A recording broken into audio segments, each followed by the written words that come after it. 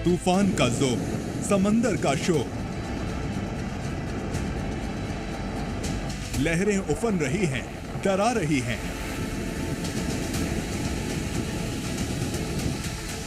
तूफान आने से पहले बाढ़ का मंजर,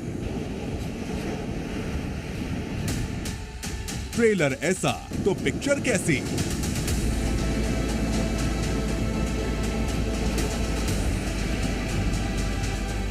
उफनती लहरों से टक्कर लाइव।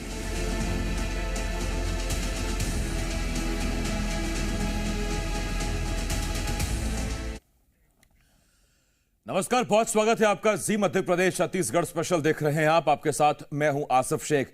आज देर शाम गुजरात के तट से बिपरजॉय तूफान टकराएगा। इस दौरान 115 से 125 किलोमीटर प्रति घंटे की रफ्तार से तूफान टकरा सकता है। गुजरात के कई इलाकों में तेज हवाओं के साथ बारिश हो रही है। 1 लाख लोगों को अब तक सुरक्षित जगहों पर पहुंचाया गया है। एनडीआरएफ, एसडीआरएफ के साथ तीनों सेनाएं अलर्ट मोड पर हैं। तो पहले दोपहर 3-4 बजे तक बिपरजॉय के टकराने की बात कही जा रही थी, लेकिन अब खबर आ रही है कि आज देर शाम बिपरजॉय तूफान गुजरात के तटों से टकराएगा। खासतौर पर जो गुजरात के कोस्टल एरियाज हैं, जैसे पोरबंदर, द्वारका, इन इलाकों में, जखाऊ पोर्ट, इन इलाकों में बिपरजॉय तूफान आज देर शाम टकराएगा। और बताया जा रहा है कि इस दौरान 115 से 125 किलोमीटर की रफ्तार बिपरजॉय की रह सकती है। इस दौरान 1 लाख लोगों को अब तक सुरक्षित जगहों पर पहुंचा दिया गया है, उन्हें वहां से हटा दिया गया है। और तीनों सेनाओं के साथ साथ एसडीआरएफ, एनडीआरएफ तैनात है किसी भी अनहोनी से निपटने के लिए।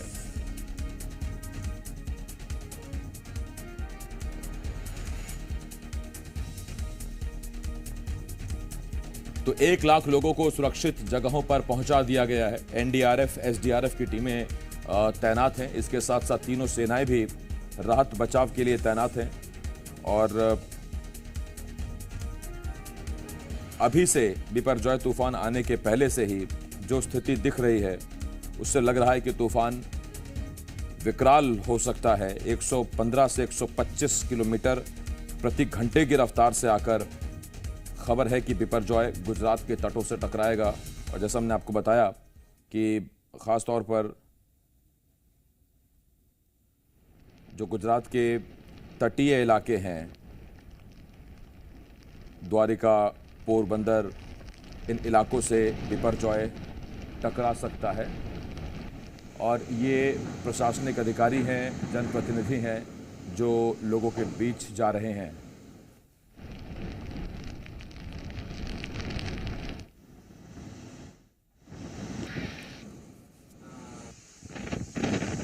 प्रशासनिक अधिकारी, सरकार के मंत्री, विधायक लोगों के बीच जा रहे हैं, लोगों से बात कर रहे हैं, उन्हें भरोसा दे रहे हैं कि सब ठीक होगा।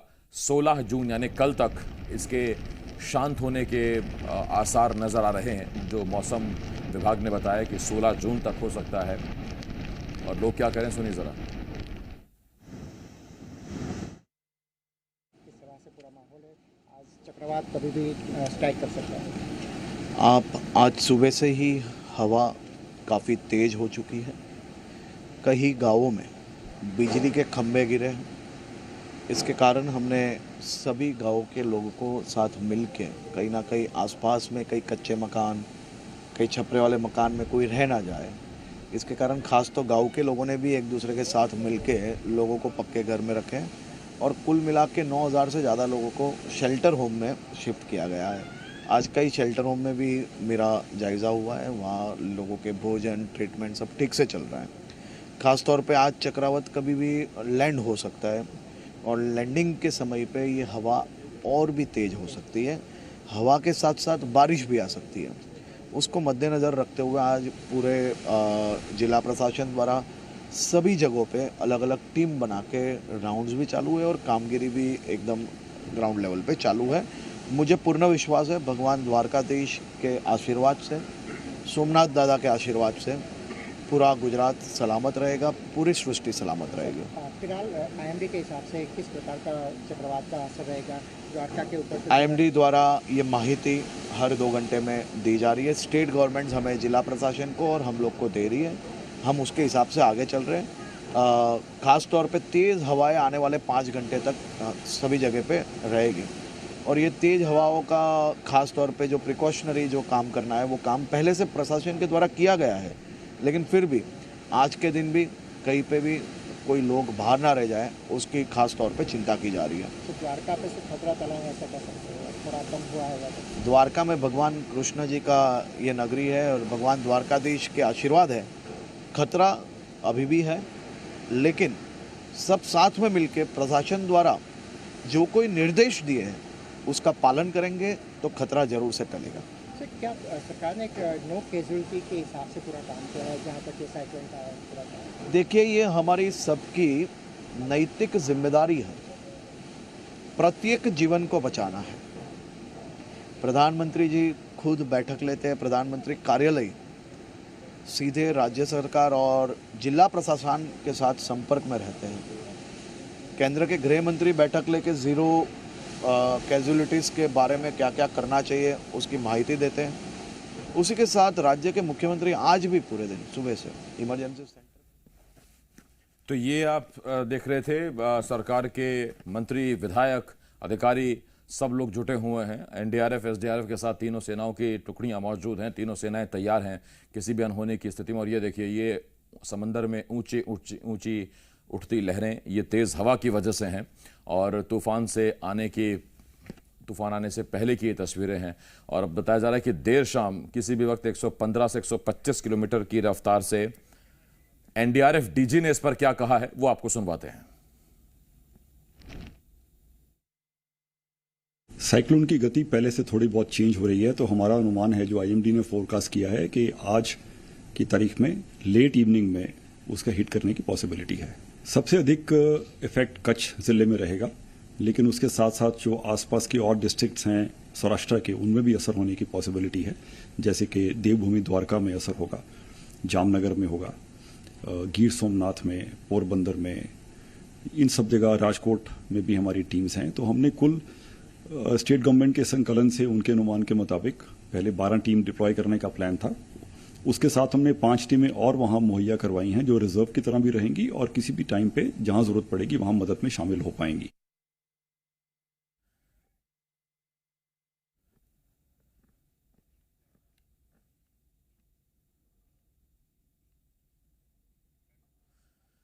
गुजरात में हमारे संवाददाता भी लगातार नजर बनाए हुए हैं और इसे लेकर पल पल का अपडेट दे रहे हैं। द्वारिका से हमारे संवाददाता अश्विनी पांडे की रिपोर्ट देखिए।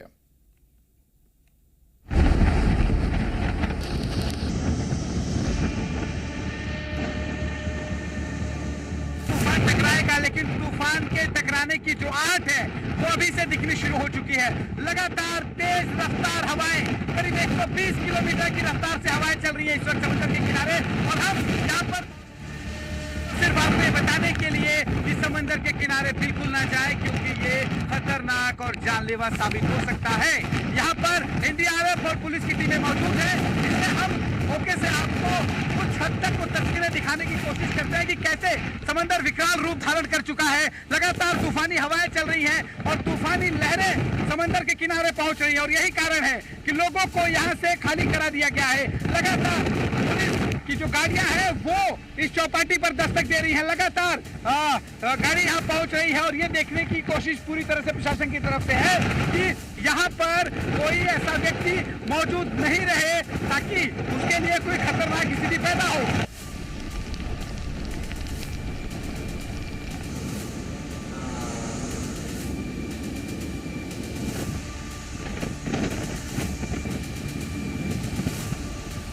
द्वारकाधीश का मंदिर आप पीछे की तरफ देख सकते हैं, पताका लहरा रहा है। उस मंदिर के ठीक सामने, यानी इस तरफ, मैं आपको इस तरफ तस्वीर दिखा रहा हूँ, सर यहाँ दिखाइएगा, ये जो रास्ता जाता है ये गोमती घाट की तरफ जाता है, जहाँ पर समंदर और गोमती नदी का संगम है। उस संगम के पास तेज लहरें लगातार उठ रही हैं और वो तेज लहरें सीधे तौर पर वो सीधे तौर पर घाट पर आ रही हैं और घाट को पहले से ही खाली कराया गया है ताकि कोई भी वहां मौजूद ना रहे। लोगों की मौजूदगी उनके लिए खतरा होगी, यही ध्यान में रखकर ये स्टेप लिया गया है। 5000 लोगों को द्वारका के आसपास से दूर रखा गया है। ऐसे में करीब 2300 लोग हैं जिन्हें सरकारी शेल्टर होम में रखा गया है।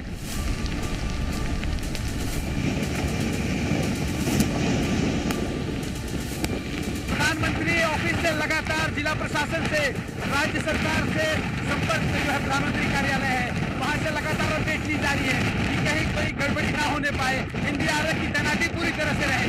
पूरे जिले में अगर हम द्वारका की बात करें तो एनडीआरएफ की टीमें, तो एसडीआरएफ की टीम मौके पर है, जो लगातार स्थिति का जायजा ले रही है ताकि कोई गड़बड़ी ना हो। एनडीआरएफ की टीम कुछ देर पहले वो अलग अलग इलाके के लिए निकली थी जहां पर जल जमाव की स्थिति बनती दिख रही है, वहां पर उन्होंने जाकर मुआयना किया और वो लगातार अलग अलग जगहों पर गश्त कर रहे हैं ताकि कोई भी सिचुएशन हो उसे हैंडल किया जा सके। आपको तस्वीर हम दिखाते हैं, रौद्र रूप धारण कर चुका ये तूफान, ये समंदर की लहरें जो है विकराल रूप जो है धारण कर चुकी है, लगातार लंबी लहरें उठ रही हैं।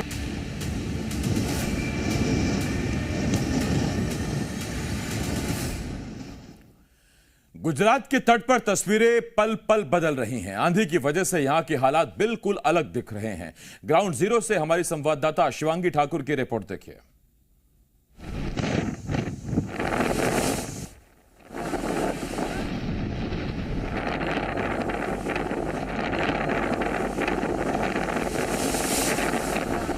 साइक्लोन बिपरजॉय का असर अब साफ देखने को मिल रहा है। आपको बता दें कि दोपहर के 1 बज चुके हैं और तस्वीरें ग्राउंड जीरो से सीधे हम आपको दिखा रहे हैं कि कैसे पल पल यहाँ तस्वीरें बदलती हुई नजर आ रही है। इन तस्वीरों को आप देखिए, हम यहाँ से लगातार आपको ग्राउंड जीरो से रिपोर्ट दिखा रहे हैं और अब धीरे धीरे ये पूरा इलाका कैसे जल भराव, जो आपको बताएं कि किनारे का इलाका है, बीच का इलाका है, वहाँ पर अब पानी भर गया है। 1 बजे के समय में आप देखिए कि यहाँ इस वक्त कैसी तस्वीरें हैं, तेज हवाएं हैं और अब किनारे तक ये जल भराव देखने को मिल रहा है। साइक्लोन का असर साफ तौर पर यहाँ देखने को मिल रहा है और कोशिश यही कि जो लोग हैं वो सुरक्षित जगहों पर रहे, जो जानवर है उनको भी परेशानी हो रही है, तेज हवाओं का वेग है और अब यहाँ पर साइक्लोन अपने विकराल रूप में नजर आ रहा है।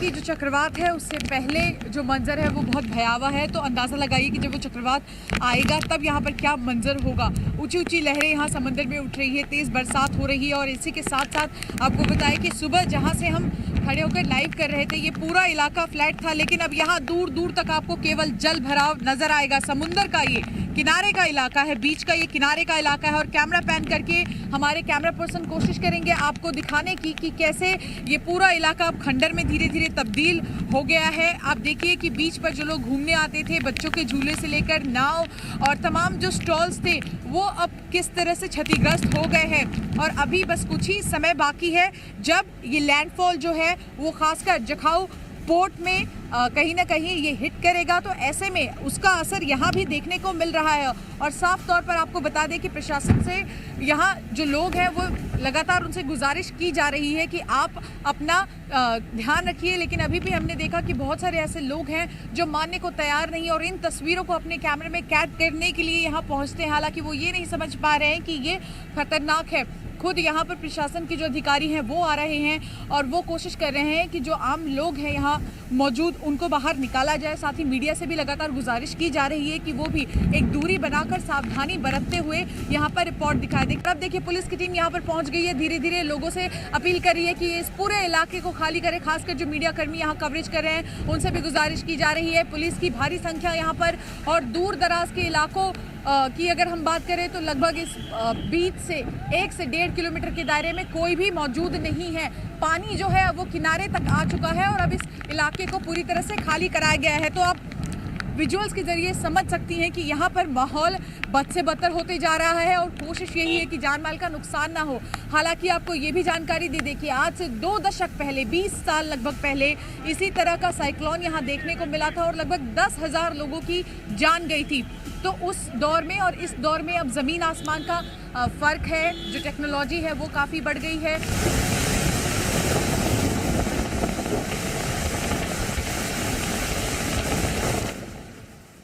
गुजरात के जिन जिन समुद्री तटों से तूफान टकराने की संभावना है वहां पर अस्थायी दुकानें पूरी तरह से बर्बाद हो चुके हैं। हमारे संवाददाता अंकुर त्यागी की रिपोर्ट देखिए। देखिए, मैं आपको सीधी तस्वीरों के साथ लेके चलता हूं। इस वक्त समुद्र में उफान आया हुआ है, समुद्र में तांडव रचा हुआ है। मगर मैं ये शब्दों का इस्तेमाल कर रहा हूं तो पूरी जिम्मेदारी के साथ कर रहा हूं, क्योंकि तांडव शब्द का इस्तेमाल मैंने इसलिए किया क्योंकि समुद्र के आसपास जितनी दुकानें थी सब निस्ता नाबूद हो चुकी हैं, टूट चुकी हैं, पूरी तरीके से छिन्न भिन्न हो चुकी हैं। ये दुकानें हम 3 दिनों से देख रहे हैं। यहाँ पर पूरा बाजार जो था वो यहाँ पे लगा करता था, और ये जो हवा के थपेड़े इतनी जबरदस्त तरीके से यहाँ पे पड़े हैं, और समुद्र की लहरों ने जो दुकानें थी वो अपने अंदर ले ली है। मैं आपको नजारा दिखाता हूँ। यहाँ ये जो खाली स्पेस आप देख रही हैं, ये वाला, ये खाली स्पेस में यहाँ पे ये खाली स्पेस जो है, यहाँ पर दुकानें हुआ करती थी, और यहाँ पर 2 दुकानों को मेरे सामने समुद्र अपने अंदर ली गया। वो इतना ज्यादा तेज करंट था।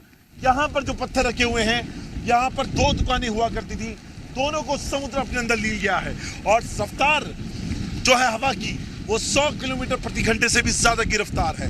ऊपर से इस वक्त पानी में इतना जबरदस्त करंट है कि जो भी पानी के रास्ते में इस वक्त आ रहा है, पानी उसको अपने अंदर खींच रहा है। हालात अब यहाँ से और बढ़ते जाएंगे, बुरे होते जाएंगे, क्योंकि जो तूफान है, चक्रवाती तूफान, वो कच्छ के जितने भी कोस्टल एरिया है उस पूरी बेल्ट को अफेक्ट करता हुआ नजर आने वाला है। और इसीलिए यहाँ पर ज्यादा एहतियात बरतने की सलाह लोगों को दी जा रही है। कोस्टल इलाके से दूर रहें, किसी भी तरह का कोई एडवेंचर ना करें, और अपने घरों पे रहें। दिल्ली में एनडीआरएफ कंट्रोल रूम से तूफान की स्थिति पर नजर बनाए हुए हैं। कंट्रोल रूम में क्या तैयारी है, हमारे संवाददाता मनीष शुक्ला की रिपोर्ट देखिए। इस वक्त हम एनडीआरएफ के कंट्रोल रूम में हैं। लगातार यहाँ परिस्थितियाँ पर नज़र रखी जा रही हैं। जो साइक्लोन बिपरजॉय है उसको लेकर के क्या इस वक्त साइक्लोन का क्या स्टेटस है, कितने देर में गुजरात के कोस्टल एरिया को हिट करने वाला है, और एनडीआरएफ की अपनी क्या तैयारियां हैं, जो टीमें फील्ड में मौजूद हैं, कैसे उनके साथ कम्युनिकेट किया जा रहा है, कोऑर्डिनेशन किया जा रहा है, उसकी यहाँ पर पूरी बाकायदा मॉनिटरिंग की जा रही है। ये मैप देखिए, इस वक्त की ये ताज़ा स्थिति का मैप है, जहाँ पर ये दिखाया गया है कि एनडीआरएफ की जो टीमें हैं, 19 टीमें तैनात की गई हैं। सबसे ज़्यादा अगर आप देखें तो गुजरात में एनडीआरएफ की टीमें हैं, और अलग अलग एरिया में सबसे ज़्यादा इम्पैक्ट अगर आप देखें तो कच्छ में आने वाला है, जहां पर 6 एनडीआरएफ की टीमें हैं, और इसके साथ राजकोट, द्वारका, पोरबंदर, जामनगर, जूनागढ़, गिर सोमनाथ का और दीव में भी खास तौर पर अगर आप देखें तो ये टीम इस वक्त 19 टीमें फील्ड में हैं। कल तक 18 एनडीआरएफ की टीमें फील्ड में थी, आज जो एक रिजर्व टीम थी उसको भी फील्ड में लगाया गया है। इसके साथ 15 टीमें गुजरात के हेडक्वार्टर में रखी गई हैं एनडीआरएफ की, जो जब लैंडफॉल होगा उसके बाद जो सिचुएशन होगी और जरूरत पड़ेगी तो टीमें ये मूव करेंगी। इसके साथ ही अगर आप सारे कोस्टल एरिया को देखें, चाहे महाराष्ट्र को देखें या फिर यहाँ पर देखें गोवा से सटे हुए कर्नाटक के एरिया में, यहाँ पर भी अलग अलग जगहों पर एनडीआरएफ की टीमें हैं। हालांकि यहाँ पे कोई इम्पैक्ट नहीं है, लेकिन एहतियात के तौर पर यहाँ पर टीमें तैनात किया गया है। दूसरे मैप में अगर आप देखें, काफ़ी बड़ी यहाँ तैयारी है। ये जो मौसम विभाग है उसकी सैटेलाइट की ये पिक्चर्स हैं जो ट्रैक किया जा रहा है। अगर आप देखें तो जो इस वक्त साइक्लोन जो पाथ जिस तरीके से ले रहा है अपना, और अभी जिस जगह पर है वहाँ से वो कहाँ कितने बजे हिट करेगा, किस स्पीड से हिट करेगा, इसकी भी जुड़ी यहाँ पर जानकारी है।